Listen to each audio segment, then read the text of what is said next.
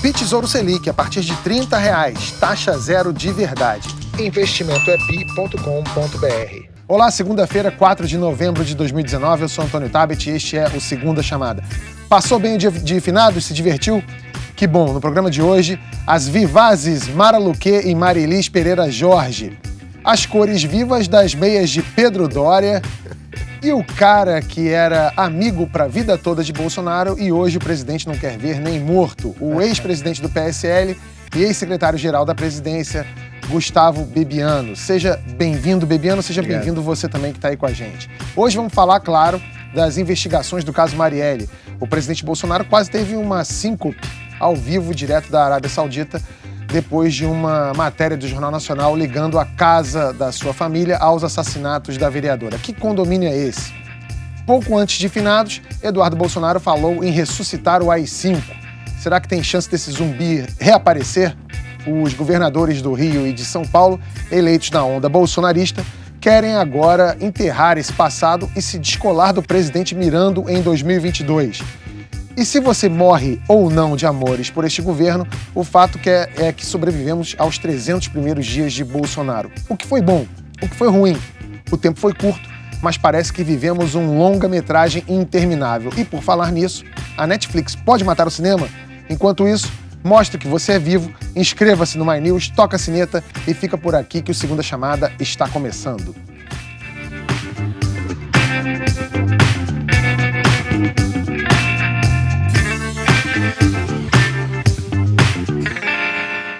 Quem mora em condomínio sabe que pior do que vizinho fofoqueiro, só porteiro fofoqueiro. Pior que os dois, só vizinho miliciano. Se juntar tudo isso, a gente tem a receita pro problemão de Jair Bolsonaro. Vocês viram, né? O porteiro do condomínio do seu Jair disse que o então deputado autorizou a entrada dos acusados pela morte da vereadora Marielle Franco e do motorista Anderson Gomes no dia do crime. Só que Bolsonaro estava na Câmara dos Deputados naquele dia.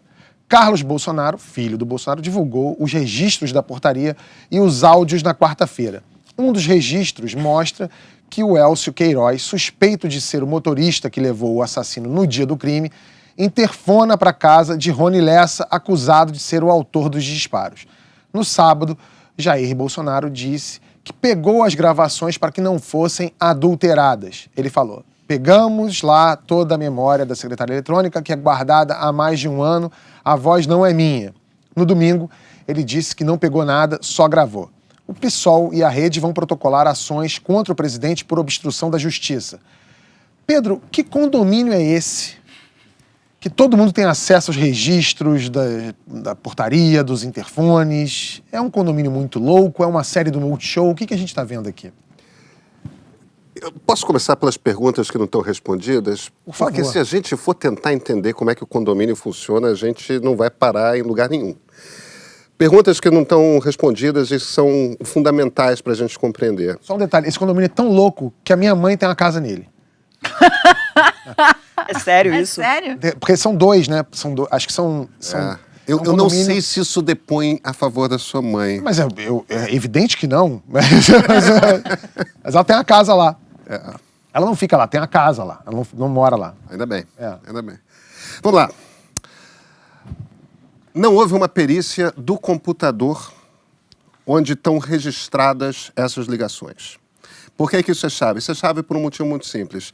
O que o Carlos Bolsonaro publicou no Twitter é, de fato, uma gravação que tem uma hora ali em que o porteiro liga para o Elcio e para o Rony e o Rony libera o Elcio. A gente não sabe se não houve antes uma ligação para a Casa 58, que é a casa do presidente da República, para perguntar se ele liberaria e essa gravação não foi apagada. Sem ter feito uma perícia nesse computador, não há como saber disso. Aliás, a gente também não sabe como é que está o estado desse computador, o que os Bolsonaro fizeram com esse computador ou não. Isso são coisas sem resposta. Outra coisa que não está sem resposta, como é que a polícia soube dessas gravações? Em algum momento, a polícia descobriu, por conta do celular do Rony, que no livro de registro, anotado à mão, o porteiro tinha escrito que quem tinha liberado a entrada do Elcio era o Bolsonaro, era o presidente Jair Bolsonaro. Isso estava escrito à mão no livro de registro, a polícia foi lá e pegou esse livro de registro. 2 dias depois, o síndico do condomínio voluntariou a informação de que estava registrado e levou, aparentemente, um pendrive com a gravação que foi do Rony liberando. Outra coisa que nós não sabemos, e há também uma questão fundamental, muitos desses condomínios da Barra da Tijuca não usam sistema de interfonia. Eles usam ligação direto para o telefone das pessoas. E como muitas pessoas não têm telefone fixo, têm celular, é perfeitamente possível, se foi este o caso, que alguém tenha atendido um celular em Brasília e liberado. E eu não estou dizendo que foi ou não foi, nós não sabemos. Mas muita gente está dizendo que é isso que aconteceu. No fim das contas, o que a gente viu na semana passada foi o Procurador-Geral da República apressadíssimo, tentando encerrar um processo pelo que não passou por uma perita de um perito criminalista oficial. Foi o MP que fez essa perícia de um único arquivo de áudio em 1h30, 2 horas, para fazer a coisa. Quer dizer, o que a gente sabe é que a gente não sabe absolutamente nada e que há uma pressa para enterrar sem qualquer tipo de investigação. Tem uma outra coisa, Pedro, só para complementar. Essas 2 pessoas estão presas há mais ou menos 6 meses. Por que essa perícia foi feita na correria agora, só no dia que veio a denúncia do Jornal Nacional? Agora, por que essa perícia não foi feita logo quando essas pessoas foram presas, quando os telefones celulares foram presos? Por que não se checou exatamente esses registros do computador da portaria? Por que isso só foi feito agora, quando todas essas informações vêm à tona? Outra coisa, por que esse porteiro foi ouvido de novo, depois dessa confusão toda da semana passada? Cadê esse porteiro? Né? A gente fica perguntando aqui, cadê o Queiroz? Agora a gente vai perguntar, cadê o porteiro? Tem alguns pontos, como você colocou, vários pontos que a gente não sabe. Agora, tem algumas coisas que a gente sabe. Primeiro, o comportamento do presidente, quando diz que pegou, isso é obstrução de justiça. E quem falou isso foi um juiz. Eu falo assim, olha, isso é obstrução de justiça. É absolutamente surreal o investigado ir lá e pegar uma gravação, é para cuidar. Ele é o maior interessado em... se tiver algum problema na gravação, ele é o maior interessado em desaparecer com isso. Isso daí eu acho que assim, é uma coisa que todos nós sabemos, tá claro, ele falou, né? E tá lá, e isso é obstrução de justiça. Segundo ponto, que nós sabemos agora, a procuradora, e não vou entrar aqui no mérito, porque eu conversei com pessoas que dizem que ela é muito competente, muito boa, não sei o quê. A família da Marielle depois é a favor dela. Pois é, então... Ok, mas o fato é que no meio jurídico já se sabia que era uma pessoa ligada ao presidente. É mais do que ligada ao presidente, Mara. Ela fotografou com um deputado que... Exatamente. Que quebrou a placa da Marielle. Da Marielle apareceu com uma camiseta em época de campanha com a cara do Bolsonaro ali. Tudo isso, gente, E havia no meio jurídico um incômodo dela. E segundo uma fonte me disse, na verdade, ela não foi afastada porque o procurador do Rio não é um nome muito forte que conseguiria tirá-la da investigação. Isso a gente sabe. Então, E a terceira coisa que a gente sabe é que o presidente ficou completamente descontrolado com essa história. Porque você que era amigo e tal, talvez já tenha visto. Eu nunca vi em nenhuma das manifestações do presidente nada que tenha deixado ele tão descontrolado como deixou naquela live que ele fez. O Ministério Público do Rio diz que o porteiro mentiu. Bibiano, para você, se o porteiro mentiu por quê? Kibe, eu acho que essa história toda, ela tem uma questão específica, que é o crime, não é? Obviamente, a vida de uma pessoa, de um ser humano, mas tem uma característica, uma abrangência bastante maior, na minha opinião. O Brasil, infelizmente, se meteu numa enrascada desde lá da era PT, que foi a polarização. Eu acho que todo o antagonismo muito exacerbado tende a não terminar bem. Se eu sou obrigado a conviver com você e você comigo diariamente, é importante que eu busque arrefecer os ânimos e você também. Se você vem com espírito beligerante todo dia e eu idem, não vai terminar bem. Então o Brasil se meteu numa situação de polarização bastante complicada. O presidente Jair Bolsonaro está no poder, evidentemente exerce muita influência em organismos de Estado, né, que acabam muitas vezes se tornando organismos de governo, o que é um equívoco. Então, na minha opinião, ele que tem a força deveria ser o primeiro a primar e a trabalhar a favor da transparência, não é? Nem o presidente nem a sua família podem continuar a municiar esse clima tão beligerante. Então, uma investigação como essa, é evidente que ele não poderia, por conta própria, ter se apoderado das gravações ou do sistema de gravação, seja lá o que for, porque isso não contribui para a boa elucidação do crime. Então, eu acho que quanto mais ética, quanto mais tranquilidade, quanto mais transparência, melhor para que os ânimos se acalmem. Esse episódio, essa manifestação tão violenta que ele teve, pelo que eu conheço, aquilo me pareceu um pouco forçado. Olha só. Aquilo me pareceu, não digo integralmente forçado, mas me pareceu um pouco forçado. A indignação? Aquilo... Você acha que havia um certo teatro ali?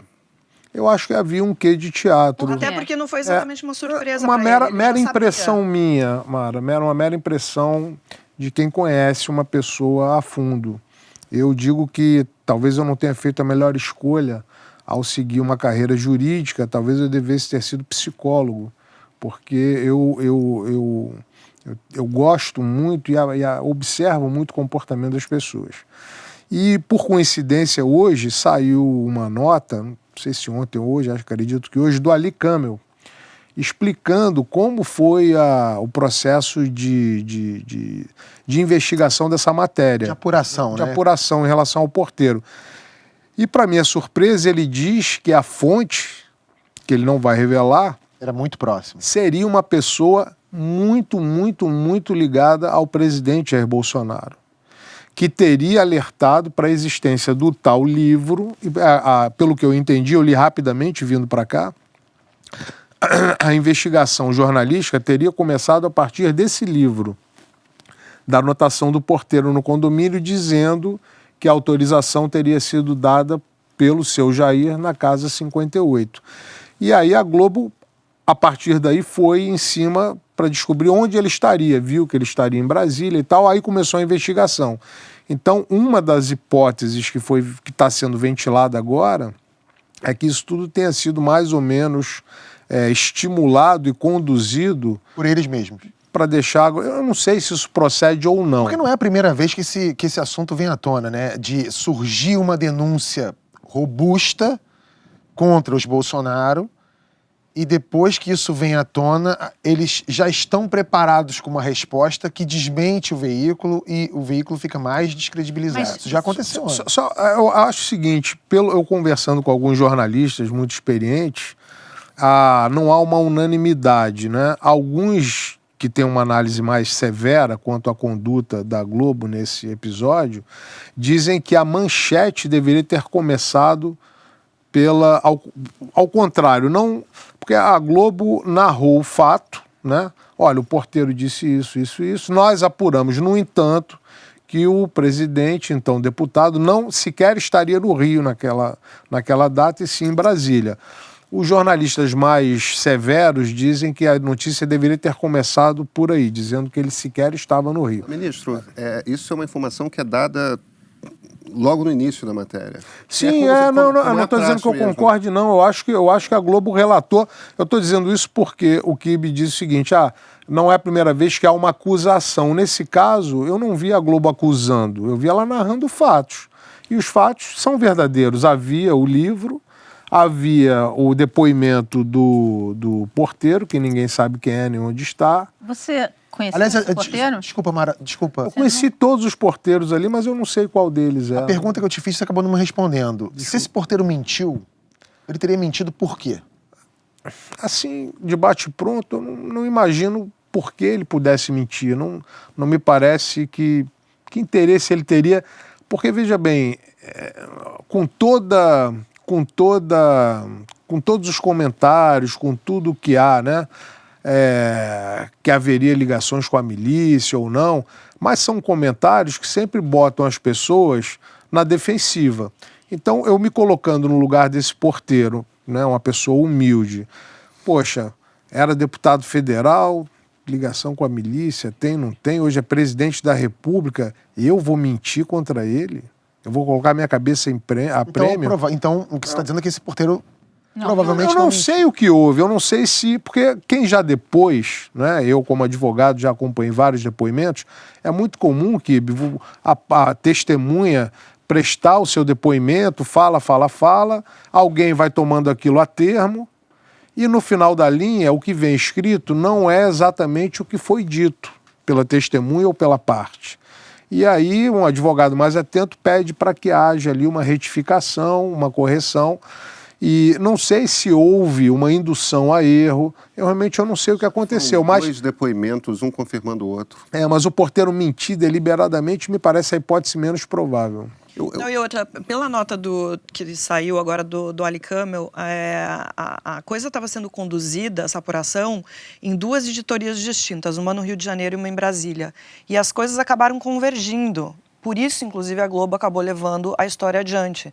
Então, eu acho que eles tomaram todas as precauções, fizeram um trabalho correto de tentar saber onde o presidente estava, ou então o deputado estava naquele momento.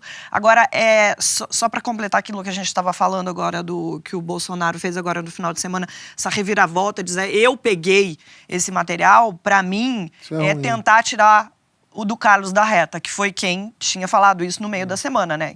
Inclusive foi para as redes sociais, divulgou todo esse material. Deixa eu dar só um ingrediente novo aqui também, que é o seguinte, existe um assessor, eu não vou mencionar o nome, mas o presidente sabe quem é, uma pessoa que está com ele há uns 40 anos, que se coloca como um assessor de imprensa, que nunca foi, que é um fofoqueiro, que passa coisas assim absurdas contra o presidente, contra a família do presidente, sempre vaza para a imprensa, induz os jornalistas a erro, e essa pessoa já criou uma infinidade de problemas para a família que eu vi, e essa pessoa continua sendo prestigiada, não sei por que cargas d'água, pela família. É uma pessoa que acompanha o presidente há 40 anos. É uma pessoa muito próxima ao presidente que tem por hábito esse tipo de conduta.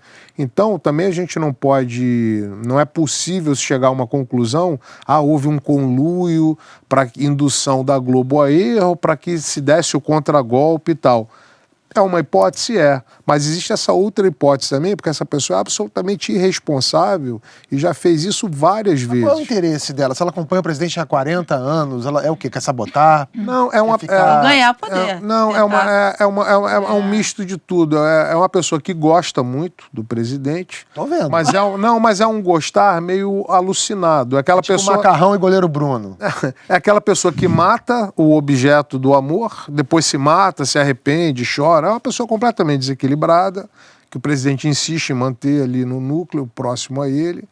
E essa pessoa, ela se julga não valorizada. Então, são ciclos. Você está descrevendo o Carlos Bolsonaro para mim. Não, é uma outra pessoa, não é da família. Quando essa pessoa acha que está bem, que o seu ego está bem massageado, ela fica amiga.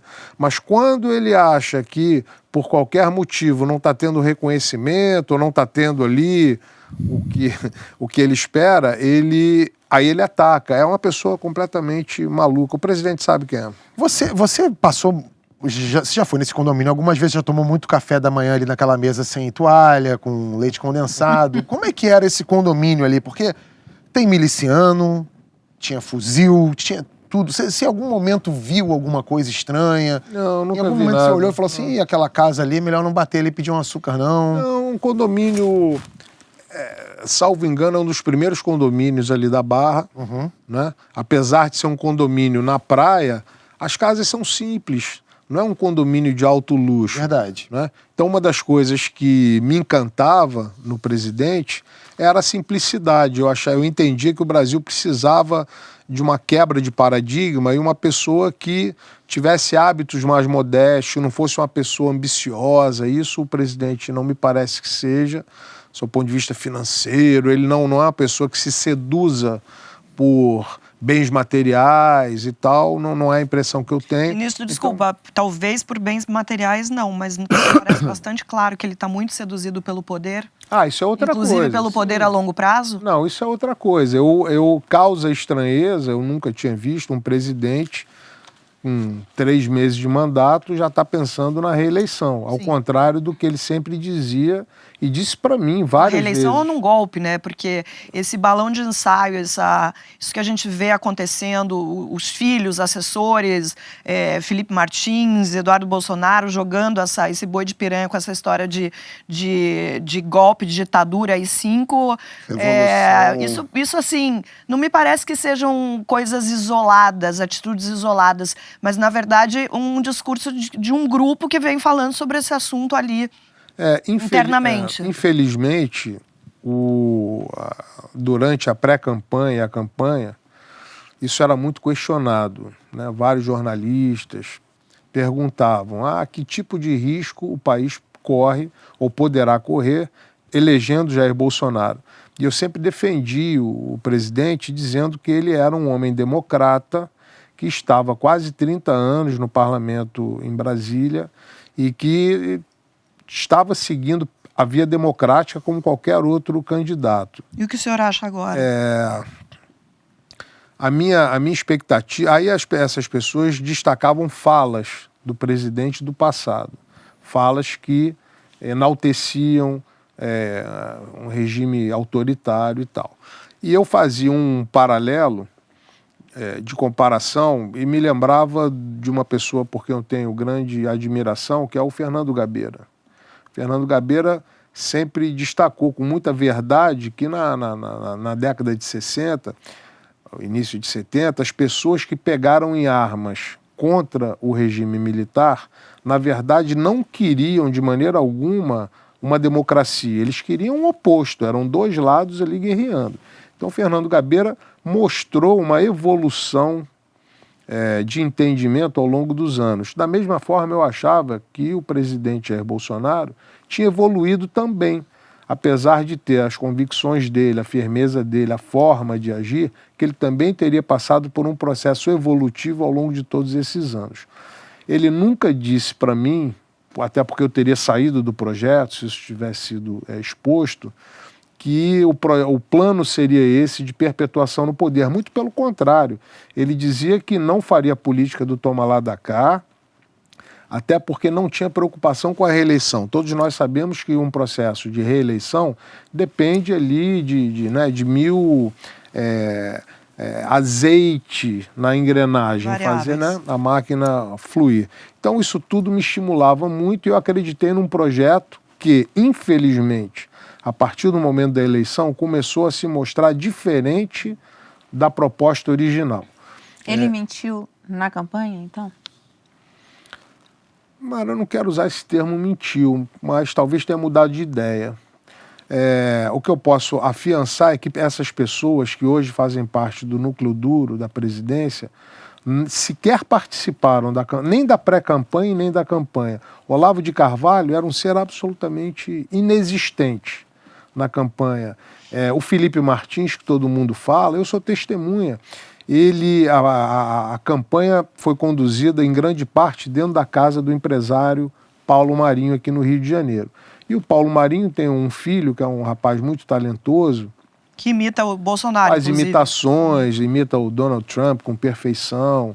É um garoto muito inteligente, estudou ciências políticas em Nova York, é um garoto muito preparado, vai se formar agora em Direito e tal. Bom, esse Felipe Martins vivia bajulando o André Marinho, pedindo, pelo amor de Deus, me aproxime, eu quero poder participar um pouquinho, eu quero estar mais próximo. Então, era um nada ao longo da pré-campanha e da campanha. Para minha surpresa, logo após a eleição, eu comecei a ver esse pessoal ali circulando e a proximidade que eu tinha com o presidente simplesmente foi interrompida.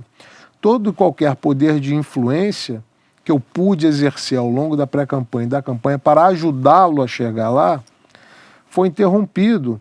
E eu comecei a observar com muita perplexidade a atuação desse núcleo duro, que é um núcleo duro radical, com ideias de rupturas institucionais, sim.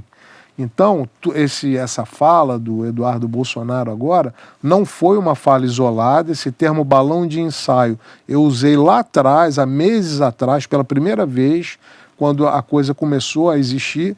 Então, me parece que late como cachorro, tem dente de cachorro, focinho de cachorro, rabo de cachorro. É um cachorro, não é um gato. Então, todos esses sinais partem de dentro do palácio. E como é que é a relação do Ministério da Economia com esse grupo? Mara, eu acho que há dois governos. Né? Você há o governo do que eu chamo de presidente Paulo Guedes. Eu acho que o governo do presidente Paulo Guedes tem feito muito bem para o Brasil. O Brasil precisa acabar com essa mentalidade paternalista, precisa ter uma visão mais liberal, do ponto de vista econômico, respeitar a iniciativa privada. O papel do Estado tem que ser cada vez menor, fazer apenas aquilo que o cidadão comum não é capaz de fazer. E essa é a visão do presidente Paulo Guedes. Então, acho que o presidente Paulo Guedes... Essa relação do Paulo Guedes com o Rodrigo Maia, inclusive você... Essa relação foi fundamental para a reforma da Previdência, porque até o final ali da campanha, o então candidato Jair Bolsonaro era contra a reforma da Previdência, né? Nós tivemos uma vez um almoço muito ácido ali no Gávea Golf Club, já um pouco antes da facada, e porque o presidente entendia que qualquer movimentação nesse sentido, para aprovação da reforma da Previdência, seria um suicídio político. E o Paulo Guedes dizia o seguinte: não, mas sem isso eu sequer vou embarcar nesse avião, porque o avião vai cair. Então a gente precisa chegar aqui logo a uma conclusão, porque se não for defendida a reforma da Previdência, eu estarei fora do governo, eu nem começo o trabalho. E o presidente, pelo histórico dele no Congresso, ele não é um liberal. Não, ele não é um liberal. Ele acabou, Mara, se convencendo um pouco quando percebeu que o Paulo Guedes, naquele momento, se tornou o principal cabo eleitoral dele. Ele percebeu que ele tinha ali um teto de 18%, 20% do eleitorado e que o Paulo Guedes poderia amplificar esse número de eleitores exatamente com essa visão de um Estado mais leve, mais moderno, portanto, obrigatoriamente menos corrupto. Então, ele acabou embarcando nessa onda. Se ele perceber que a coisa não vai decolar, ele vai recuar em algum momento, ou se ele perceber que o Paulo Guedes tem pretensões à presidência da República, ele também corta a cabeça do Paulo Guedes rapidamente. E parece que o Paulo Guedes não tem, né? Eu acho que tem. É mesmo? Eu também acho que tem. Engraçado, eu também acho que também tem. Posso estar completamente enganado, é uma mera impressão minha. O que faz você achar que ele tem pretensões? Eu acho ele um homem muito preparado, eu acho ele uma pessoa bem intencionada e com muito gás. Então, eu acho que ele acredita que ele pode... Ele se vê como um Fernando Henrique Cardoso? É isso que eu ia falar. Poderia eu nem acho ter que, quando de novo, foi coisa, mas... nunca houve nenhum comentário, nada, é uma mera percepção minha, eu posso estar completamente enganado, mas é a minha percepção, o que eu acho até que seria bom para o Brasil, porque é uma boa cabeça. Agora, porque o que a gente nota é que há uma relação, o Paulo Guedes tem feito a conexão direto com o Congresso. Sim. Tanto como naquela entrevista que a gente publicou, que a gente colocou aqui no canal com o Alexandre Frota disse que estava tendo aulas de economia com a equipe do Paulo Guedes. As duas pessoas que trabalharam para isso foram o Paulo Guedes e eu. As nossas conversas com o Rodrigo Maia começaram no final do primeiro turno. Então, prevendo a hipótese, eu sempre tive certeza que o Jair ganharia as eleições. Eu, em nenhum momento, tive uma gota de dúvida.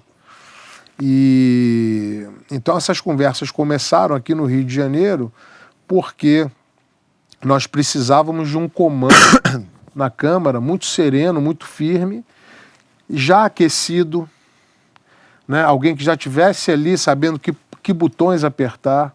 Nós entendíamos que a reforma da Previdência era tão emergencial, tão urgente, que uma troca de comando àquela altura, até a pessoa começar a engrenar, saber como comanda aquele troço, que é muito complicado, nós entendíamos que o Rodrigo Maia seria a melhor pessoa, até porque o Rodrigo Maia carrega convicções que o próprio presidente não tem em relação a uma economia mais liberal, as reformas que precisam ser feitas e tal. Então foi feito ali um acordo de cavalheiros em que o PSL, nem o presidente, apoiariam a recondução do Rodrigo Maia, a manutenção dele ali na presidência da Câmara, mas também não bateriam nele. Esse foi o combinado, que depois não foi cumprido. E aí houve um momento no início do governo de indignação por parte do Rodrigo, ele se sentiu traído, com razão, e o Paulo Guedes fez o papel ali de bombeiro, eu fiz também, porque o que nós queríamos era que o governo Jair Bolsonaro percorresse essa estrada pavimentada. Ninguém queria uma estrada esburacada e com sobressaltos, porque isso não faria bem ao Brasil. Queríamos um voo de cruzeiro tranquilo, sem muitas turbulências, mas infelizmente a própria família se encarrega de destruir o caminho pelo qual eles próprios terão que passar. Bibiana, você foi falando aí e eu fiquei com 3 coisas que você falou me pegaram. A primeira foi quando você disse que parece um cachorro, tem rabo de cachorro e existe essa tendência em rompimento com instituições. Sim. A primeira pergunta que eu quero te fazer é a seguinte: existe a mais remota chance dessa gente querer sim aplicar um golpe? Essa é a primeira. A segunda é você falando do presidente Paulo Guedes. A gente pode dizer que esse governo tem um governo dos adultos e o governo da quinta série? E esse governo da quinta série é o núcleo duro ali dos Bolsonaro arrumando treta atrás de treta e com assuntos às vezes mais periféricos e que não se referem, por exemplo, à economia, à infraestrutura, que estão indo bem no governo. E a terceira é sobre uma matéria que saiu da Folha, falando, uma fala sua, falando que o Bolsonaro tinha um combinado de repasse pro Bivar, de 30% do fundo. Vamos lá. Como é que era isso? Então, desculpa, eu sei que nunca fiz isso aqui, mas são 3... Qual é a primeira mesmo? A primeira é sobre Existe o uma golpe. possibilidade real de golpe por parte dessa turma? De novo, o cachorro tá latindo, tá rosnando, tá mostrando os dentes, tá pulando contra a porta do canil. Será que esse cachorro realmente quer morder? Me parece que sim. O que eu acho que se busca são pretextos, né? São pretextos que eu espero que não... Eu espero que os movimentos de esquerda tenham maturidade suficiente para não dar munição Para não dar pretexto. para a extrema-direita. Eu acho que um avião precisa de 2 asas para voar. Se você pode caminhar com 2 pernas, é muito melhor do que pular numa perna só. Com 2 pernas a gente pode até correr. Então eu acho que o Brasil precisa de uma economia liberal para começar a enriquecer. O grande problema do Brasil é a pobreza. Como é que você combate a pobreza? Com riqueza. Então o Brasil precisa mudar uma série de coisas. Mas, para que consiga mudar, é óbvio que quem está em nível de miséria precisa de apoio, precisa de sustentação. E aí entram questões mais sociais e tal. Então o Brasil precisa desse equilíbrio. A segunda pergunta foi sobre o governo de adultos e crianças. Então, eu acho que o Brasil precisa de muita maturidade, os órgãos de comunicação precisam de muito equilíbrio para não dar motivo, né, óbvio que não seria motivo, mas não dar pretexto para rupturas institucionais. Cada vez que eu vejo ataques ao Supremo Tribunal Federal ou ao Congresso, aquilo me deixa de cabelos em pé, porque quanto maiores esses ataques, maior é o entusiasmo para rupturas. Então, se há ministros que não honram a toga, que isso seja tratado pontualmente, mas não a instituição. Em relação ao caráter infantil, eu convivi bastante de perto ali. E há um nível de imaturidade por parte dos filhos muito grande. De alguns ministros também. Por quê? Porque nunca trabalharam, nunca disputaram um emprego, não sabem como é lidar com um colega de trabalho, o medo de perder o emprego. É o trabalho do Porto dos Fundos, eu sei bem como é que é. Então, tem um chefe rigoroso, muitas vezes em cima. Então, eles entraram para a política muito jovens e ali se mantiveram sem... Então, há uma imaturidade muito grande. A questão dos ministros e de outras pessoas que têm esse mesmo perfil são pessoas que foram trazidas pelos filhos. Então, são reflexo deles. Você não vai ver os filhos indicando alguém que tenha um histórico de vida mais consistente, um nível intelectual um pouco maior, capacidade cognitiva, você não vai encontrar, porque eles se identificam com aqueles que são semelhantes. Capacidade cognitiva é muito bom. A terceira é sobre o Bivar. Em relação ao Bivar, que é muito fácil entender esse negócio. Qualquer pessoa que entre lá no Google e bote quanto custa, o custo médio de uma campanha para deputado federal, historicamente, gira em torno de 6 milhões de reais. Uma campanha para deputado. E eu conheci vários deputados federais que nas eleições de 2014 gastaram muito mais do que isso. Gastaram 12, 15 milhões para se eleger. Naquele momento, quando a coisa começou a ser discutida, o próprio Bivar teve um investimento bastante significativo em 2014 e não foi eleito. Ficou como suplente de outro deputado federal. Então, quando as tratativas começaram ali no PSL, todo mundo já sabia que o valor do fundo eleitoral, o famigerado fundão, esse valor para o PSL seria muito pequeno, porque ele é calculado em cima do número de deputados que o partido tem. Como o partido tinha 2 deputados federais, esse valor, ninguém sabia ao certo qual seria o valor, havia uma estimativa ali em torno de 8, 9, 10 milhões de reais. Então, calculou-se, chegou-se a um consenso que mais ou menos 30% para fazer o estado de Pernambuco. Então, o que daria em torno de 3 milhões de reais para fazer todo o estado de Pernambuco. Não foi só o Bivar candidato, houve outros candidatos lá também. Sim. Então, eu faço uma analogia para que todo mundo possa entender. É a mesma coisa, Kibe, eu viro para você e falo assim, olha, eu tenho uma casa em Angra, tem 10 quartos, 10 suítes, piscina, sauna, tem uma lancha, eu vou te emprestar a casa durante o verão todo, você pode ir, a lancha está com o tanque cheio, tem crédito no posto de gasolina, você não vai gastar dinheiro com combustível, tem marinheiro, tem um casal de funcionários, o freezer está abastecido, está tudo lá para você usar. Eu só vou te pedir uma gentileza. Aquele quarto lá, o último do corredor à esquerda, é o meu. Eu vou pedir que aquele quarto você não use. Então, esse foi o combinado com o Luciano Bivar. O Jair, ele montou todos os diretórios no Brasil, todas as pessoas foram escolhas dele, né? Eu era recém-chegado na política, sequer conhecia as pessoas. Então, ele indicou todos os diretórios, à exceção de Pernambuco. O Bivar ficou com autonomia para cuidar do estado dele, o que politicamente é razoável. Então ele abriu mão de 70% do fundo eleitoral, que seria dele, a rigor, ele poderia ter botado tudo na campanha dele. Então, quer dizer, essa questão de, quando se fala de esquema de laranjas, esquema dá a impressão de uma coisa grandiosa, orquestrada por várias pessoas para que uma determinada finalidade ilícita seja alcançada. Isso nunca existiu porque não tinha dinheiro, não tinha matéria-prima. Então, enquanto o MDB e o PT, que foram os partidos mais agraciados, receberam R$500 bilhão para fazer as suas campanhas, o PSL recebeu 9 milhões de reais para fazer o Brasil inteiro. Então, se houve problemas pontuais, que sejam apurados e os responsáveis punidos. Mas esquema não tinha, porque não tinha sequer a matéria-prima, que era o dinheiro. Ministro, só para...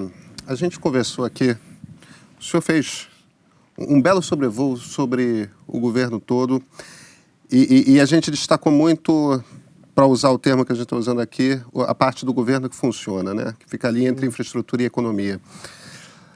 Mas vamos detalhar o pedaço do palácio que não funciona. A impressão que dá é que esse núcleo ideológico, esse núcleo, se a gente pode chamar assim, bolsolavista, Olavo de Carvalho não pode ver o Brasil. Tem problemas legais, quantidade de oficial de justiça que vai estar ali no Galeão Cumbica, esperando ele no momento que ele pisar. Para ele é muito cômodo ficar à distância jogando pedra nos outros. Isso. Muito confortável.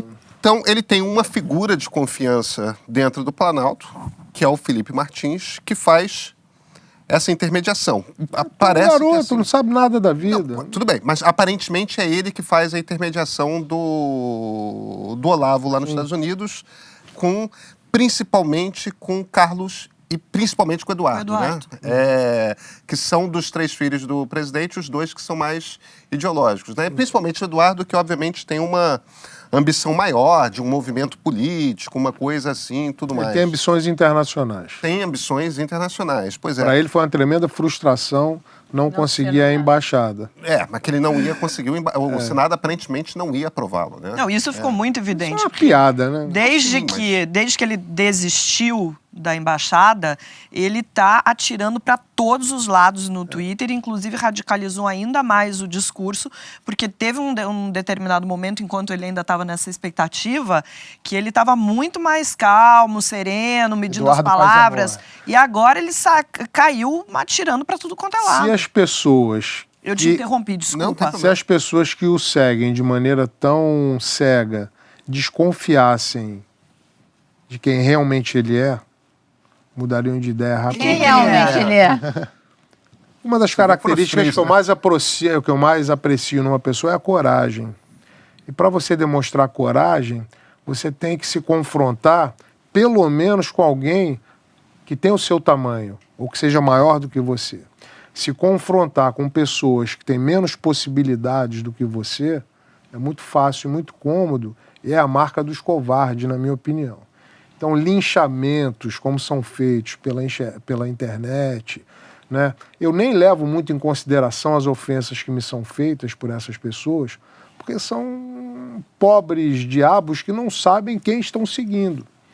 Então, acreditam em fatos que nunca houve, né? Que nunca existiram. Então, são pessoas que são induzidas a erro.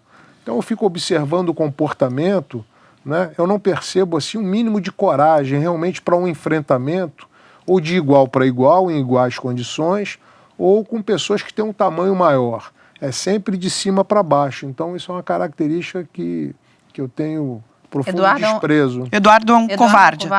Na minha opinião, é. E o que mais? Não, vou parar por aqui. Tá de bom tamanho. Deixa eu seguir, então, aqui com a minha pergunta, até porque essa observação da Marilis, eu acho que dá gancho para ela. Como é que funciona esse núcleo bolsolavista? Tem essas 4 pessoas aí. O Carlos, o Eduardo, o próprio Martins. Olavo, o Felipe Martins. A impressão que eu tenho é que o Felipe Martins, de certa forma, à distância, dá uma manipulada no Olavo, meio que dá uma controlada nele.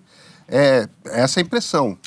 E, ao mesmo tempo, fica puxando o saco, enchendo a bola, principalmente do Eduardo. Do tempo, ali, assim, do tipo, você é o nosso grande líder, você é o nosso isso, você é o nosso aquilo. E nesse processo manipulando a coisa toda. Sempre com esse endosso, entre aspas, intelectual do Olavo, que acaba meio que seguindo as orientações dele, tipo, não, fica quieto agora fala mais, tal, porque, afinal de contas, está longe, não tem muito...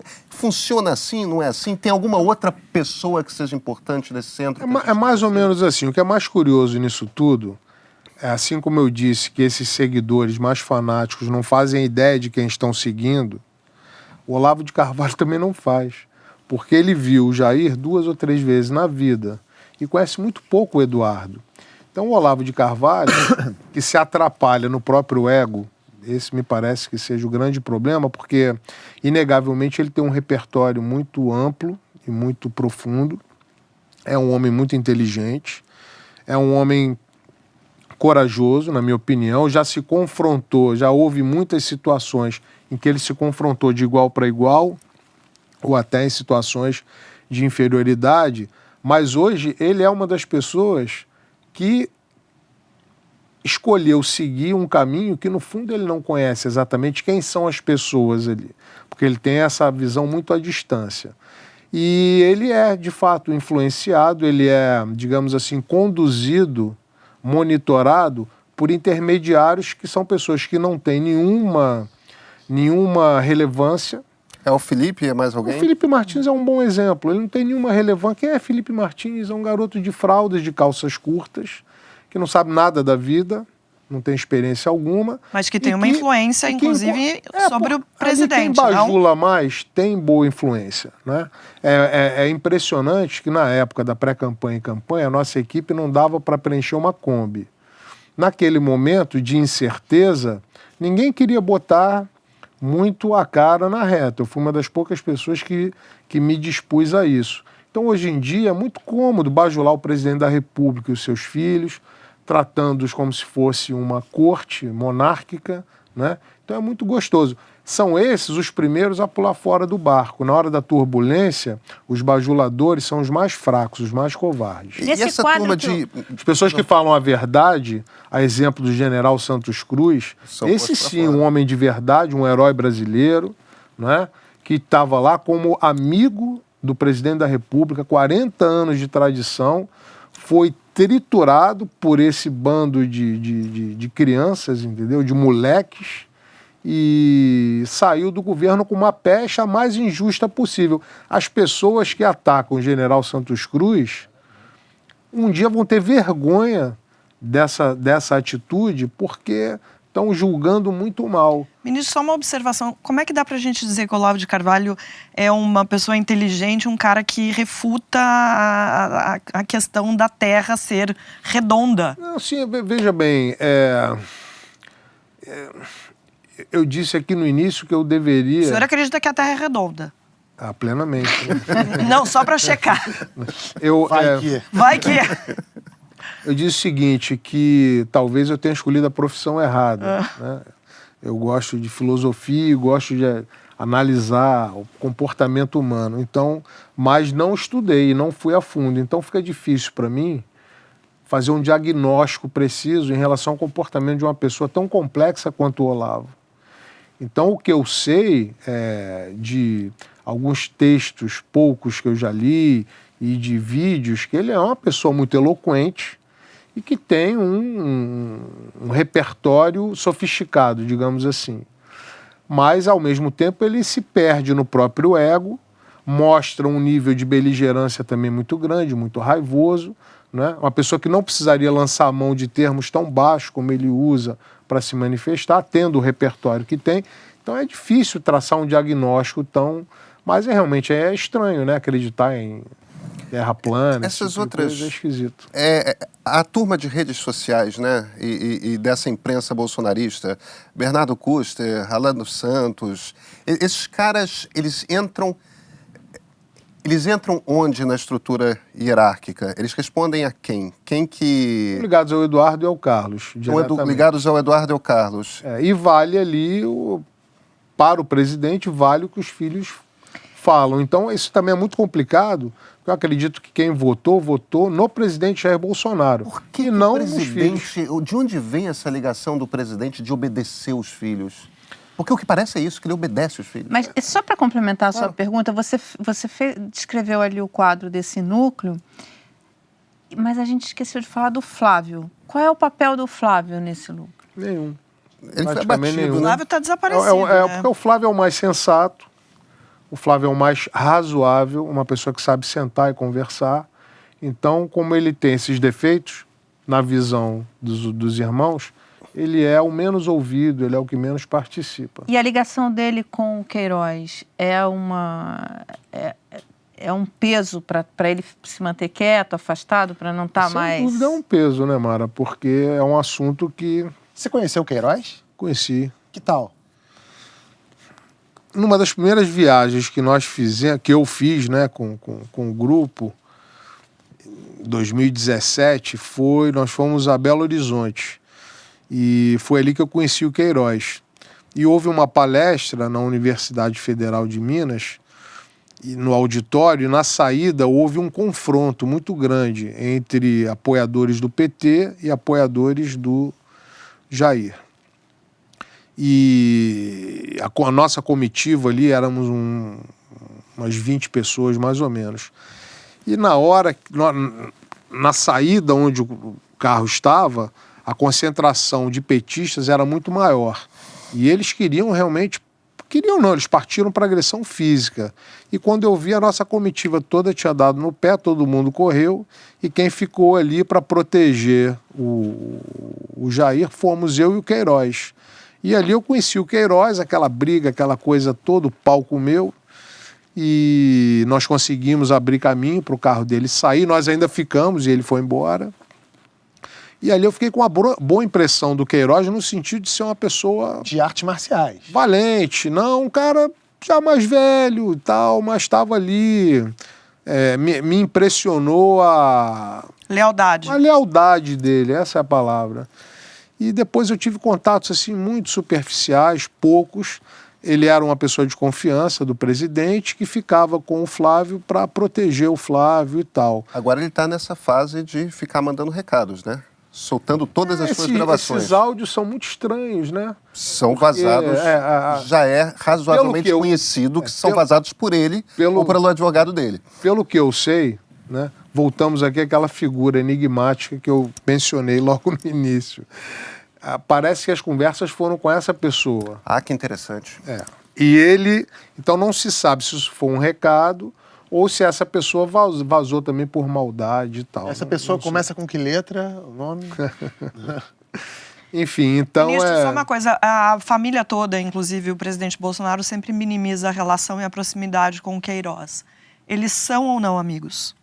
Não, acho que essa é impossível minimizar, são amigos. Mas é o que eles têm tentado fazer. São amigos, sempre foram amigos de longa E ele data. é um amigo do presidente.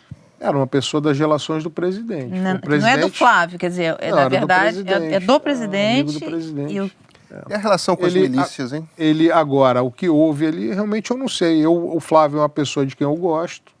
Eu acho que, como eu disse aqui, que é uma pessoa razoável. É um político. Você ainda tem contato com ele? Não, zero, não tem contato com ninguém. Os outros dois não sei o que estão fazendo ali, mas o Flávio é um político, é uma pessoa que efetivamente tem condições de ajudar o pai. Ele sabe articular, costurar, conversar com as pessoas e não é um fanático alucinado. E, infelizmente, tem esse episódio que eu, no lugar dele, faria uma exposição clara logo de tudo. Se tiver que fazer alguma meia-culpa, que seja feita. Né? Todo mundo sabe que essa prática é comum nos gabinetes aí, tanto em nível municipal como estadual e federal. Sim, a denúncia obviamente não são todos que fazem, claro, mas uma parcela a denúncia não foi só contra ele, né? Exato. Deputados do PT foram acusados na mesma ruim denúncia. Essa estratégia, para mim, é um suicídio político isso. De não falar sobre o assunto. De não falar. Eu acho que o assunto teria que ser tratado de frente, até porque a bandeira da família sempre foi essa. Eu espero que em algum momento as coisas se resolvam. E a relação do... Isso que o Pedro perguntou, sobre a relação das milícias. Isso, a relação Como do é que Queiroz as milícias se encaixam ali? Porque, ministro, a relação é óbvia, né? Funcionários do gabinete do Flávio, várias medalhas Tiradentes, quer dizer, que existe uma boa relação. O que o Queiroz não é um miliciano, né? Sim, mas ele é ligado. É a relação. Quer dizer, as relações estão ali. Aí é natural que quando se descobre que o Rony Lessa, que é o provável assassino da Marielle Franco, que também é um miliciano, era vizinho do presidente, quando a gente olha e vê que sogra e ex-mulher do chefe das milícias, que era o capitão Adriano, de Rio das Pedras, eram funcionários do gabinete do Flávio. Sim. E que também tem uma relação com o assassinato do Marielle, são essas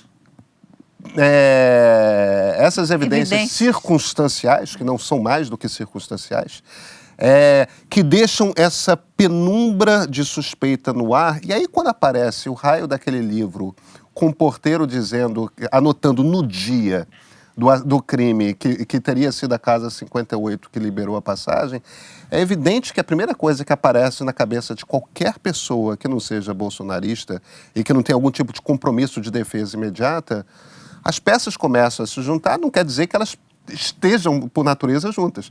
Não quer dizer que seja verdade, mas...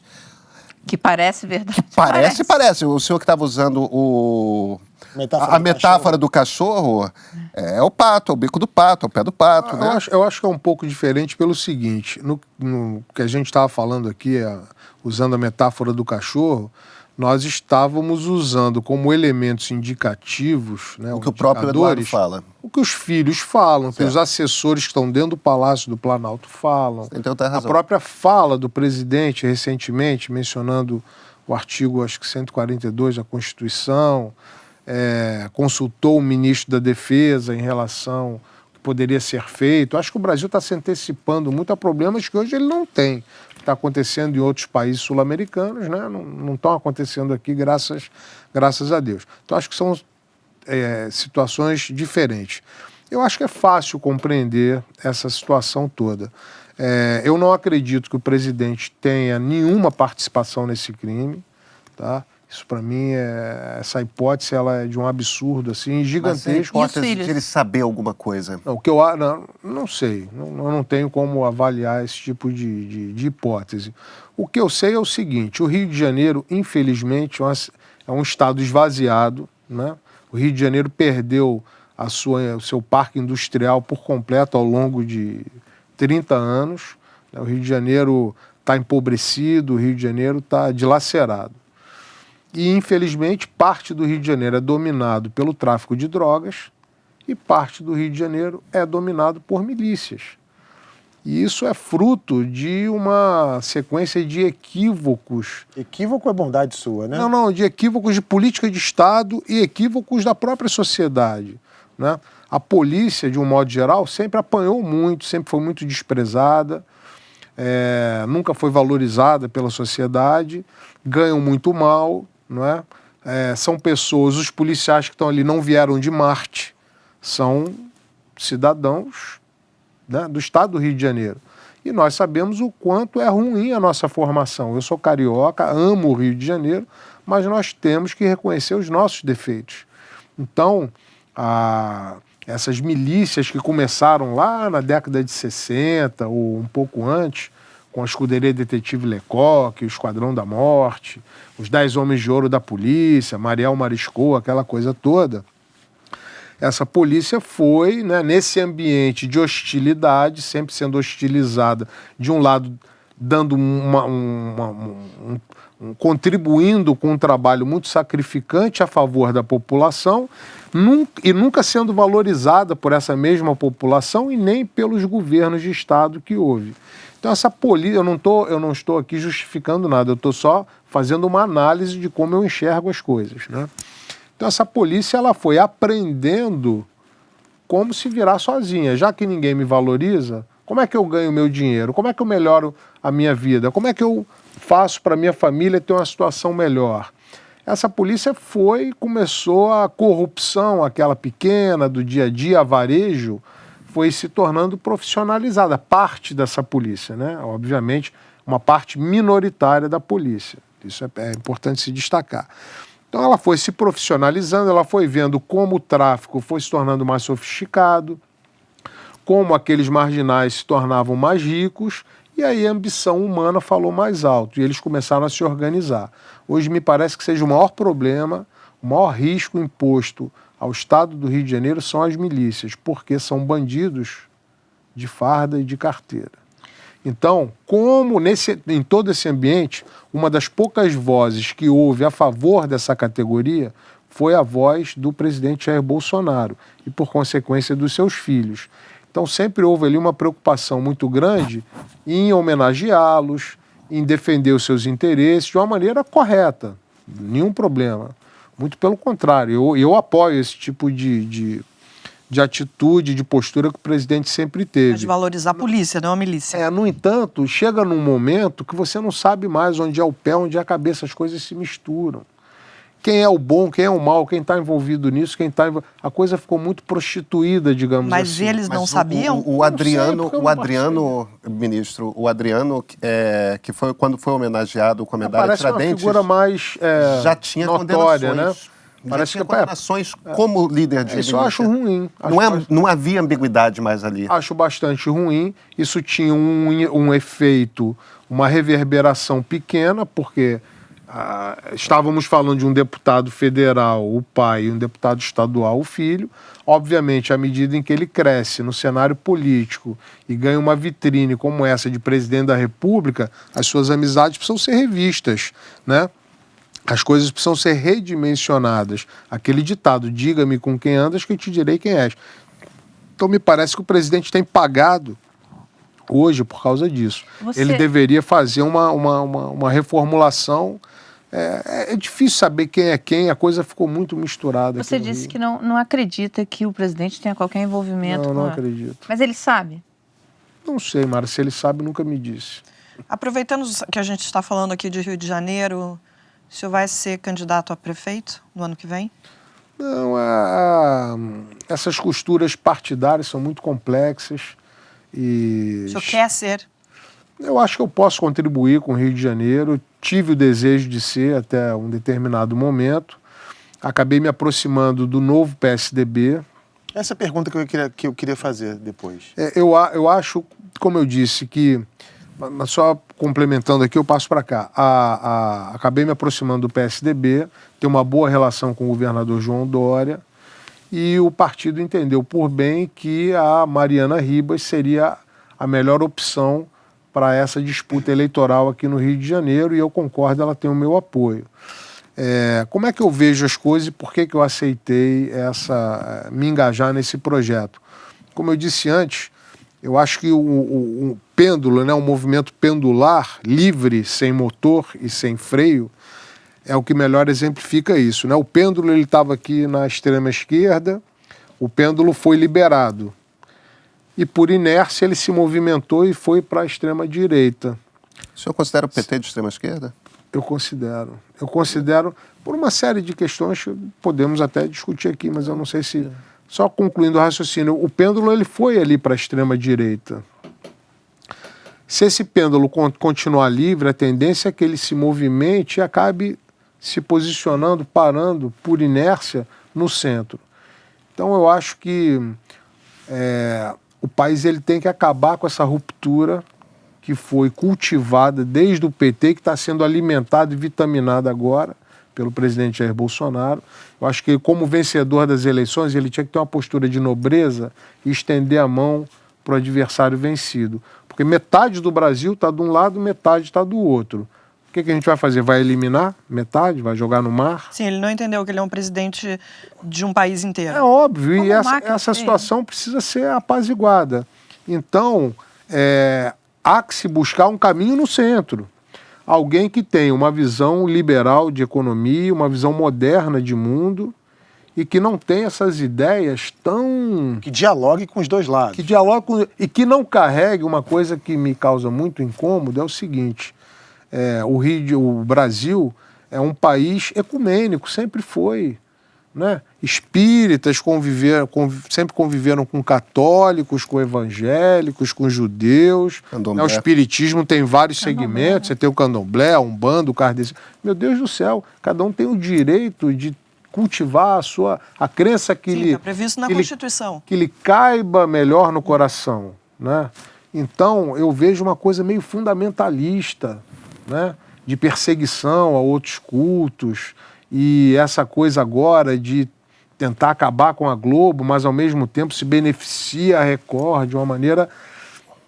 Eu tenho medo que o Brasil se transforme num país fundamentalista. Então acho que essa liberdade que sempre houve de pensamento e tal, nós precisamos de um posicionamento no meio do caminho, sem essa hipocrisia conservadora. E quando eu digo hipocrisia conservadora, eu quero dizer o seguinte: o conservadorismo, do seu ponto de vista filosófico, enquanto ceticismo, ele é muito bem-vindo, né? Eu acho que a gente deve sempre rejeitar teorias de gabinete. Pessoas que se reúnem num gabinete e decidem como o mundo deve funcionar, como as pessoas devem agir. Isso é péssimo. Então, o ceticismo, ele combate isso, ele é contra isso e é a favor da evolução natural da sociedade do ser humano. Então, esse conservadorismo, que na verdade é um moralismo hipócrita, que se tenta instalar, isso eu sou radicalmente contra, é um dos maiores males que está se instalando no Brasil e talvez pouca gente esteja percebendo. É o moralismo do pastor que tem a maquininha e pede para passar no culto. Exatamente isso. Duas coisas. A primeira, a gente viu que o Bolsonaro se afastou do Witzel, né? Praticamente rotulou ele como um traidor. Rompimento, né? Mais do que afastamento. Depois a gente viu esse mesmo movimento com o João Dória, que durante a campanha ele fez o Bolsodória e agora também está se distanciando. Eu acredito os dois mirando 2022 e também aquela coisa esse comportamento do núcleo duro do presidente Bolsonaro, que é sempre de fazer um extrato. Todo mundo é traidor. Todo mundo é traidor, tem o traidor da semana, um isolamento. Por isso que eu acho, eu já falei isso aqui algumas vezes, eu acho que esse comportamento é autodestrutivo, porque ele vai minando, vai criando um extrato lá que fica colado com ele, mas eu vejo, eu não conheço, todas as pessoas com quem eu convivo, eu não conheço nenhum novo bolsonarista, mas eu conheço vários ex-bolsonaristas. Isso eu tenho... Essa era a minha ideia, né? No início, eu dizia para ele o seguinte: presidente, olha só, esse seu eleitorado aqui, ele vai permanecer. O que precisa ser feito agora é consolidar o voto daqueles que votaram contra o PT, que votaram no senhor com ressalvas. Como se conquista a confiança desse eleitorado? Com sobriedade, respeito à liturgia, com nobreza de espírito, com serenidade, não precisava fazer nada, mais nada. Deixasse o Paulo Guedes trabalhar, o ministro Tarcísio, Sim, era só o sair do ministro Twitter. Bento, ouvir o núcleo militar e deixar a coisa fluir de maneira natural. Mas ele destrói os próprios aliados. Então, quando eu vejo essas rupturas com o governador Witzel, com o Dória, com todo mundo, eu fico sempre com o pé atrás, porque eu posso falar por mim. Eu sempre fui fidelíssimo ao presidente, sempre fiz o melhor por ele e saí com essa pecha de traidor que foi covardemente inventada pelo Carlos e pelo Eduardo. Botaram, insuflaram, né, as milícias virtuais, não é? E uma coisa que nunca foi verdadeira passou a ser verdade absoluta. Então o presidente vai ficando sozinho, vai ficando isolado. As pessoas que estão ao redor dele pensam assim: poxa, serei eu amanhã nessa situação? Então um líder, ele não pode agir dessa maneira, né? Ele tem governado muito mais pelo medo. Se eu não fizer, eu corto a cabeça. Você conhece pessoas que têm esse receio, que já várias. dividiram esse receio com várias, o senhor? civis e militares. Civis e militares que estão lá dentro, inclusive. As pessoas perderam o respeito, as pessoas têm medo, mas não reconhecem no presidente uma liderança. A liderança, para você ser líder, você tem que morrer com seu soldado. Você tem que ser fiel, leal àquele que foi leal a você. Você demitir é uma faculdade do presidente, eu acho que isso faz parte do jogo. Não está indo bem e tal, vai para o banco ou vai embora, está perfeito. Mas não precisa humilhar, não precisa denegrir a imagem, não precisa atacar dessa forma tão violenta e gratuita. Isso causa perplexidade às pessoas que estavam... A forma como ele demitiu Joaquim Levy. Para que aquilo? Não precisava. Cadê a caixa preta do BNDES? Cadê, presidente, a caixa preta do BNDES que não aparece? Disse que aparecia, até agora não apareceu nada. E aí vem com umas coisas, não, porque teve jatinho. Graças a Deus teve quem comprasse jatinho. Me parece que a Embraer fabrica os jatinhos para serem vendidos. E que isso causa... Não, claro, a gente pode questionar Milhares e a milhares política de... do BNDES ajudar ou não a Embraer, mas a partir do momento que toma uma decisão... E por que o BNDES está dentro fez? do papel do BNDES. E por que ele fez? Para tornar a Embraer tão competitiva quanto as demais que existem ao redor do planeta. Porque se aqui as condições não forem atrativas, eu tenho dinheiro, eu vou e compro no Canadá, compro nos Estados Unidos, compro em qualquer lugar. Fala-se muito da influência dos filhos do presidente com o presidente, enfim, como eles manipulam e criam problemas. Mas, de um tempo para cá, eu começo a achar que, na verdade, é o contrário. É o presidente que manipula os filhos. A que ponto, assim, o presidente está usando os filhos para fazer... E tudo bem, claro, os filhos fazem porque acreditam, porque eu acho, mas até que ponto não é... Alguém fez exatamente esse comentário que você está fazendo agora, usando aquela metáfora de filme policial americano, né? Good cop, bad cop. Exatamente. Na verdade, estão operando juntos. Um está fingindo, está ameaçando, o outro está fingindo que é o seu amigo. Na verdade, ele manipula. Isso começou... É esse episódio agora do AI-5, né? Exatamente. O Eduardo é o bad cop, aí o Bolsonaro vem... Ele não passou a mão, mas isso não quer dizer que não foi ele que saiu... Não, é porque quando o Eduardo falou, ele foi a público dizendo, ele já tem 30 e poucos anos. Porque ali ele tinha que falar. Mas exatamente, mas é muito ambíguo a maneira como ele faz a censura, que a censura dele, quem está falando em AI-5 está sonhando. Como assim? Não está sonhando, está tendo um pesadelo, está delirando, está tendo muitas coisas, sonhando. De casa. Tem uma ambiguidade. Mas aí eu acho que você também não pode querer refinamento na escolha correta de palavras, né? do Bolsonaro. Assim, ele tá sonhando. Quando Mas veja, o que eu quero dizer não é uma questão de refinamento, não. Eu acho que tem um componente ali de um ato falho. Entendeu? Sim. Eu acho que quando ele se vira e fala tá sonhando, é porque pra ele é um sonho mesmo. Não, porque ele foi apanhado de ditadura. surpresa. Ele não tinha ouvido a fala do filho. Ele não sabia o que o filho tinha dito. Ele foi apanhado de surpresa. Então ele tentou cortar, saindo meio que pela tangente. Ele levou um susto. A gente pode usar, de novo, a metáfora do cachorro. O sujeito gosta de ter cachorro bravo e de saber que aquele cachorro está ali, que vai defendê-lo, quando ele mandar atacar, ele vai atacar. E obedece a ele. Ok. E, de repente, você tem 10 cachorros que são assim. Mas talvez você adquira o 11º, que vai cumprir muito bem esse papel, mas, de repente, ele vai morder a sua filha. Ele vai te morder. Então, às vezes, sai do controle. Então, o que acontece? Existe uma simbiose ali, obviamente.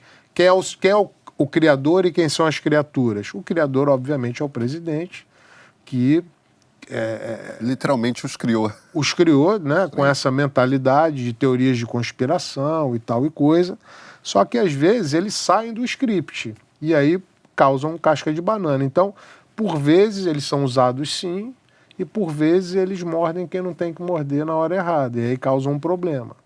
Então, a coisa sai do controle com muita facilidade. E nenhum dos dois, nem o Carlos, nem o Eduardo, tem muito tino político, né? Eles não têm uma sensibilidade de... Zero. Não tem porque nunca tiveram experiência de vida. Eles não têm a percepção do momento, né?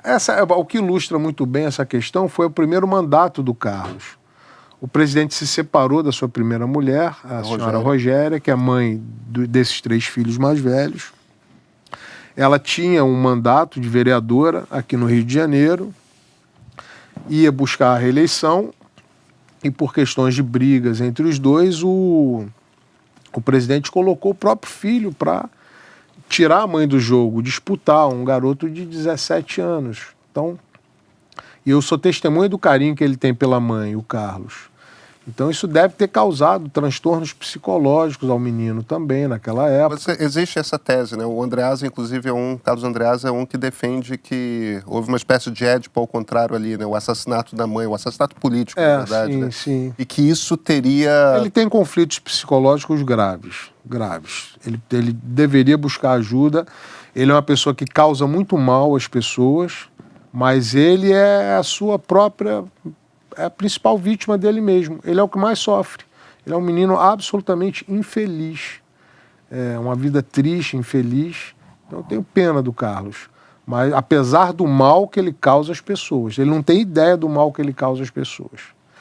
Então, essa simbiose, quem usa quem, é coisa muito misturada e sai do controle, porque a disciplina é muito... O mais leal e que mais é o Flávio, de novo.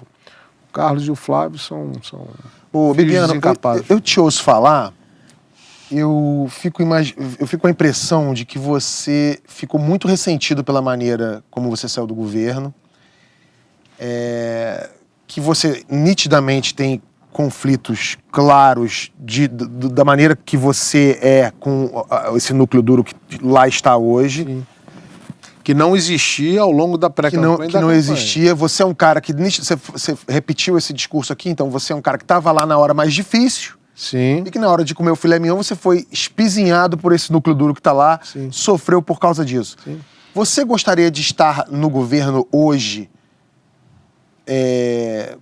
tentando fazer do presidente essa figura menos bélica, cáustica que é hoje, por um governo, por um país melhor? E você acha que poderia fazer isso com esse núcleo duro que está lá? O sentimento que eu tenho, né? Eu vou usar aqui para exemplificar uma coisa que o presidente mostra que é o que ele mais valoriza, que são os seus filhos. A coisa que eu mais valorizo são os meus, né? O meu está sentado ali. Meu filho, dos 10 aos 18 anos de idade, foi morar com a mãe em Minas Gerais. E foi uma fase ali importante que nós estivemos assim mais afastados, né? E quando eu fui para Brasília, ele foi morar comigo em Brasília. E como todo jovem, redes sociais e tal, eu vou citar um exemplo aqui de uma pessoa que ele gostava muito, que era o Nando Moura, que é um youtuber, um influenciador e tal.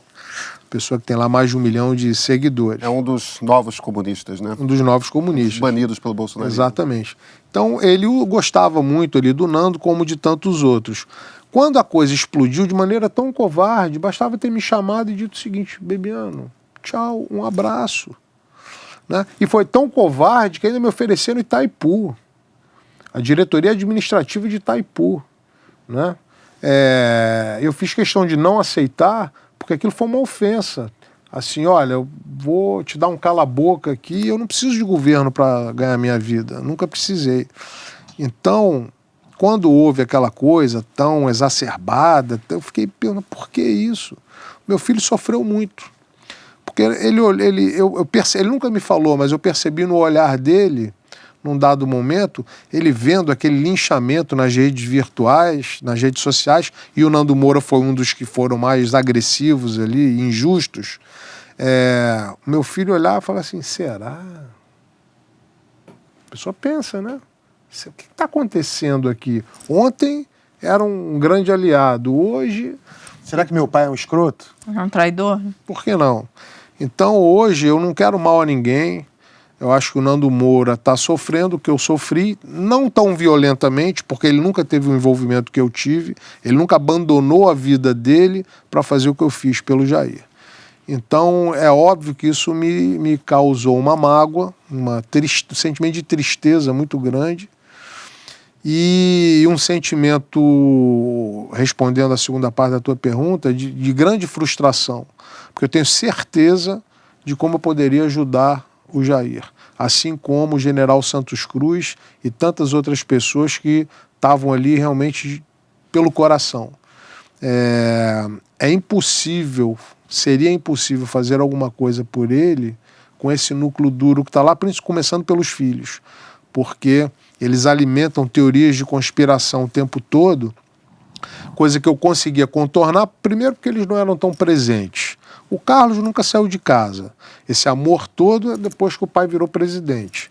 Porque antes, sentar no Rolls Royce com Marinha, Aeronáutica, Exército, Polícia Federal, ABIN, todo mundo fazendo a segurança do seu pai, é bacana. Mas por que ele não foi conosco para Roraima, Rondônia, Acre e Mato Grosso do Sul, quando havia efetivamente risco de vida? Quem estava agarrado ali à cintura do pai dele era eu e mais 2 pessoas, um capitão do Exército e um sargento do BOPE aqui do Rio de Janeiro. Nós 3 é que colocávamos as nossas integridades físicas em jogo, que largávamos a nossa família aqui no Rio de Janeiro para ir junto com ele. O Carlos não participou de nada, ficava em casa, no sofá, ar-condicionado, suco de laranja, na internet, atazanando a vida das pessoas. Então, enquanto os filhos estiverem ali, o Brasil está em risco, porque eles desestabilizam a cabeça do pai. A facada foi um divisor de águas, porque a facada foi como uma chancela que confirmou as teorias de conspiração que sempre foram cultivadas. Sempre houve essa tendência, né?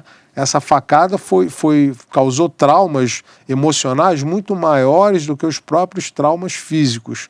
Então o presidente está isolado numa ilha da fantasia. Ele tem qualidades, tá? O presidente Jair Bolsonaro tem muitas qualidades. Acho que, como todos nós seres humanos, dependendo das circunstâncias... Quais qualidades ele tem? Ele não está ali para enriquecer. Ele é uma pessoa forte. Quando ele traça um rumo, ele não se importa com a opinião dos outros. Quando eu digo que não se importa, é óbvio que a opinião de todo mundo é importante, mas o que eu quero dizer é o seguinte: há pessoas que são fracas exatamente porque sempre estão preocupados com a opinião alheia. Estão preocupados em agradar a todo mundo e acabam não fazendo nada. São sempre em cima do muro. Ele sempre foi uma pessoa de posição e de opinião. Então eu acho que o presidente Jair Bolsonaro deveria usar a força que ele efetivamente tem de maneira canalizada para o alcance de certos objetivos. Como energia elétrica, esse estúdio ele funciona, está tudo funcionando porque existe uma força, uma energia que está toda direcionada e toda modulada para essa finalidade. Agora, se você tirar a tampa e enfiar o dedo na tomada, a mesma energia vai te matar. Então, eu acho que hoje o presidente tem, com toda essa sua força, que é natural a ele, da sua personalidade, está muito dispersa, ela é consumida com assuntos que não têm nenhuma relevância, ela está tão dispersa e tão mal conduzida que a gente vê essa geração de crises sucessivas e ininterruptas que acabam comprometendo todo o trabalho do Paulo Guedes, porque quem vai investir num ambiente tão tumultuado, né? Então, o que falta ao presidente é isso. A minha frustração, Tabet, é não estar lá realmente ajudando, porque a coisa poderia estar caminhando, não precisava ser assim, não era esse o plano. Os militares, que eu acho que é o que há de melhor ali no governo, os generais todos, sem exceção que eu conheci, são democratas, são patriotas, respeitam a Constituição brasileira e querem o bem do Brasil. Estão deixados de lado, não participam de nada. Essa confusão toda não é um pouco reflexo de uma limitação intelectual? Nesses 10 meses aí, e isso é uma opinião minha, mas acho que muita gente talvez pense da mesma forma, ele é intelectualmente limitado? O presidente tem uma dificuldade de abstração, na minha avaliação. Ele tem uma grande dificuldade em conceber coisas que ele não viveu. Como as experiências dele de vida são limitadas, ele está sempre preso a essas experiências. Então, quando ele falava de economia, ele falava das bananas lá do Vale do Ribeira, porque ele viveu aqui. Ele falava da Revolução Militar, porque ele viveu aquilo. Falta ao presidente abrir mais a cabeça e ouvir pessoas. Que observação tão interessante. E ouvir pessoas que pudessem colaborar. Então, por exemplo, a China, ele sempre disse, a China não está comprando no Brasil, a China está comprando o Brasil. Isso precisa parar e, logo no início do ano, um grupo de deputados do PSL que ousaram visitar a China foram super atacados pelo Olavo de Carvalho, pelo tal, uma coisa horrorosa. Eu dizia para ele o seguinte, capitão, olha só, a diferença do brasileiro para o chinês é o seguinte, o brasileiro senta-se à mesa de negociação pensando naquilo que ele vai ganhar agora, de preferência por debaixo dos panos sem pagar imposto. O chinês, ele senta, ele pode até ter um pouco isso aí também, mas ele senta basicamente pensando daqui a 50 anos. Tudo que o chinês faz tem um objetivo estratégico de longo prazo. Então, o Brasil não precisa romper relações, basta se adequar a essa realidade e jogar o jogo com a mesma visão. Ele não conseguia compreender isso. No entanto, agora que ele foi à China, ele ficou deslumbrado com aquela coisa toda e já, isso aqui não é um país comunista. Vamos abrir as fronteiras, não precisa nem de visto. Então, quer dizer, é uma coisa infantil que vai... Então a gente está sendo governado por uma pessoa sem visão. Que vai do 8 a 8 mil, ou do 0 ao infinito, numa velocidade absurda. Então o presidente ele é mal assessorado. Ele é assessorado por... Não tinha nem um raio de um tradutor oficial. Onde é que está o Itamaraty? Sim. O nosso Itamaraty com a tradição tão brilhante ao longo de... Um órgão de Estado, não um órgão de governo. Então a gente vê essa deteriorização do Itamaraty, essas coisas tão básicas que não são atendidas. Então é uma pena ver esse projeto indo por água abaixo por conta dos filhos que reforçam teorias de conspiração na cabeça do pai, ninguém presta, todo mundo desonesto. Esse episódio do PSL, isso é uma coisa inimaginável. O presidente Bivar cumpriu com tudo aquilo que combinou. Bivar não é meu amigo, não convivo com ele. Quem me apresentou a ele foi o Jair. Eu simplesmente fiz a amarração, a costura jurídica para que o Jair tivesse aquilo que ele mais queria ter, que era a garantia da legenda para disputar a presidência da República. O maior medo do Jair naquela época eram dois medos. Um era não ter um partido para disputar, e o segundo era Maria do Rosário. Ele tem pavor, porque havia 2 processos criminais que poderiam deixá-lo inelegível. Né? Uma condenação ou 2 condenações naquele momento. Já havia teorias jurídicas dizendo o seguinte, olha, se ele for condenado aqui, não vai poder e tal, concorrer. E ele tinha pânico em relação a essa coisa, né? Nós conseguimos resolver esses 2 problemas para ele. Ministro, na sua opinião, quem é o Bebiano da vez? Porque você falou que O Bebiano várias- da vez, é. acho que não tem, não. as várias pessoas que estão com medo de o próximo sou eu, o próximo sou eu. Hoje eu acho que é o General Ramos. O Onyx já se acostumou ao medo. Da comunicação. O Onyx já... Esse rapaz, coitado, ele não tem a menor condição de estar à frente da SECOM. Tem implementado aí um projeto, um modelo de perseguição a veículos de comunicação. Ao mesmo tempo visita redações falando mal do Carlos e do núcleo. Ele é completamente...